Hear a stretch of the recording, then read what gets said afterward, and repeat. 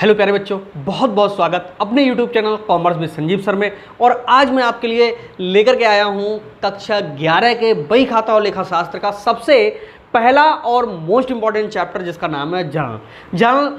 किस तरह से हमको तैयार करना है, ये 9th में जिनके पास में कॉमर्स रही होगी उन्होंने पढ़ा होगा। अगर आपने 9th में नहीं पढ़ा है तो बिल्कुल घबराइए मत।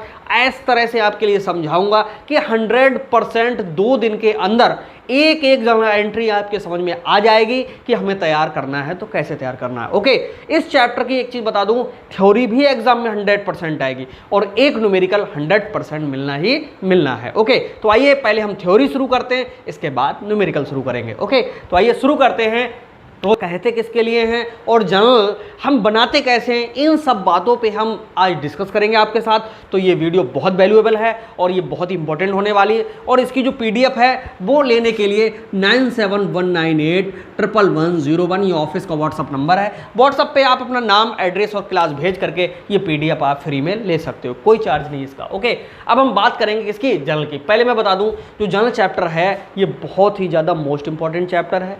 ये समझते हैं जर्नल के लिए बात कहते हैं सबसे पहले जर्नल का अर्थ की। ठीक है, जब भी अर्थ लिखने के लिए आए उससे पहले हमें क्या करना होगा, जर्नल के बारे में थोड़ा सा समझना होगा। देखो क्या होता है, इसका अर्थ किस तरह से लिखोगे कि किसी भी व्यापार में प्रतिदिन अनेकों लेन देन होते हैं। अनेकों का मतलब कोई गिनती है ही नहीं, शुरू से लेकर के और लास्ट तक अनेकों लेन देन होते हैं। उन लेन देनों को याद रख पाना अब किसी भी व्यापारी के बस की बात नहीं है। लेकिन कितने लेन देन हुए, कितनी मात्रा में लेन देन हुए, उन लेन देनों से कितना पैसा आया, कितना पैसा गया, ये सब ज्ञात करने के लिए और इससे संबंधित अन्य जरूरी सूचनाएं ज्ञात करने के लिए क्या होता है कि इनको संक्षिप्त रूप में लिख लिया जाता है। और इसका संक्षिप्त रूप में लिखना और उससे जर्नल प्रविष्टियां करना, यही चीज़ हमारी क्या कहलाती है, जर्नल कहलाती है। अभी आपने जो सुना इस तरह से अगर आप लिखोगे तो आपको अच्छे मार्क्स मिलेंगे, क्योंकि कॉपी चेक करने वाला भी चाहता है कि बच्चे की जो कॉपी है थोड़ी सी अच्छी हो, कुछ उसने जो लिखा है वो एकदम लॉजिक हो। तो अभी आपने जो सुना वैसा ही लिख दीजिए, देखिए आप कितने अच्छे नंबर आपको मिलते हैं। अगली लाइन में आ जाइए, ठीक, पैराग्राफ बना लीजिए। अगली लाइन में लिखेंगे कि जर्नल शब्द की उत्पत्ति फ्रेंच भाषा के जोर शब्द से हुई है। ध्यान रख से सुनिए, जर्नल शब्द की उत्पत्ति फ्रेंच भाषा के जोर शब्द से हुई है, JOUR, जोर शब्द से हुई है, जिसका सीधा अर्थ डेबुक या डायरी से होता है।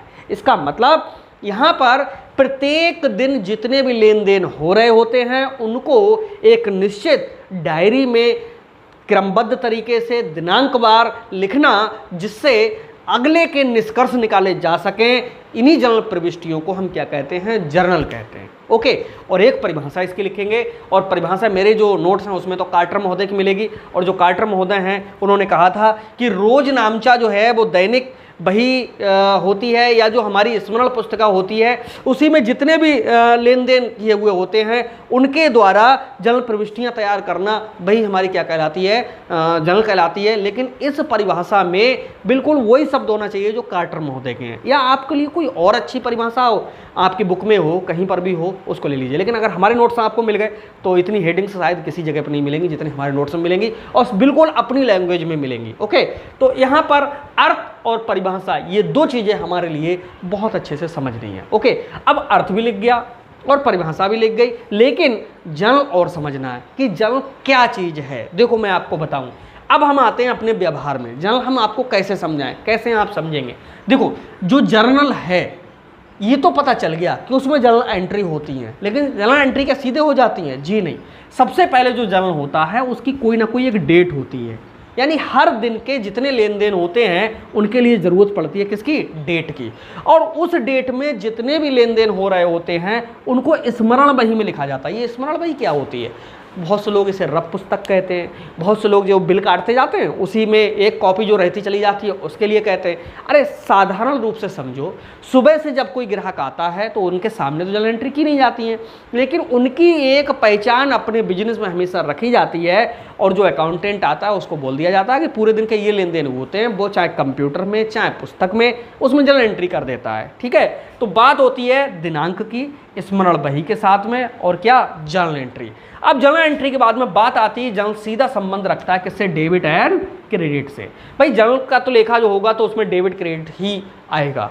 अब कितना डेबिट हुआ, कितना क्रेडिट हुआ, यानी कितना पैसा आया और कितना चला गया, इसका पूरा विवरण होता है। और इस जर्नल में सभी लेन देनों का क्रमबद्ध लेखा किया जाता है। ये क्रमबद्ध क्या होता है, पहले एक्स आया तो एक्स की एंट्री होगी, फिर वाई आया तो वाई की होगी, फिर जेड आया तो जेड की होगी, फिर ए बी सी, यानी एक सिस्टम चलता है। ऐसा करने से क्या होता है, जर्नल को न्यायालय भी मान्यता देता है। ये जितनी भी सुन रहे हो ये सब कथा लिखनी भी है आपके लिए, ओके, तो इसको बहुत ध्यान सुनिए। किताबों में कुछ और नहीं होता, यही सब बातें होती हैं, बस वहाँ पर कौन सी लैंग्वेज में होती हैं, वो पुस्तकीय लैंग्वेज में होती है, इसलिए आपको कठिन लगता है। कॉमर्स बहुत सरल है, मेरे चैनल पर आने के बाद में कॉमर्स तो आपको टफ लगी ही नहीं सकती, और जर्नल को ऐसे समझा दूंगा जैसा आज तक आपने कभी समझा ही नहीं होगा। बस बने रहो हमारे चैनल पे, ओके।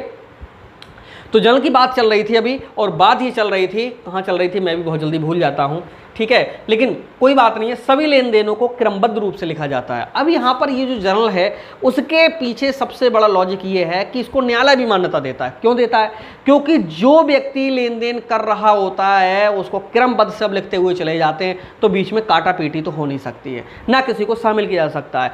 ऐसी कंडीशन होगी तो फिर हम अपने बिजनेस में गड़बड़ी नहीं कर पाएंगे, क्योंकि पुस्तकें कैसी होती चाहिए, साफ। अब गड़बड़ भी करोगे तो 1 दिन 2 दिन 3 दिन लेट कर लोगे, इससे ज़्यादा तो लेट कर नहीं सकते। जब से जीएसटी लागू हुआ तब से तो हर महीने, हर तिमाही, हर छमाही आपके लिए अपने आय कर का जो ब्यौरा है वो देना ही पड़ रहा है।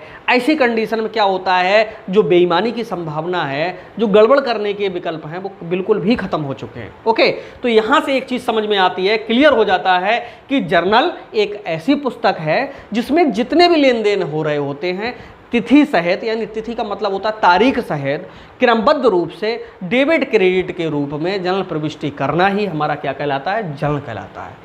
अगर अब भी क्लियर नहीं हुआ हो, इस वीडियो को शुरू से लेकर लास्ट तक फिर से देखो, 100% क्लियर हो जाएगा।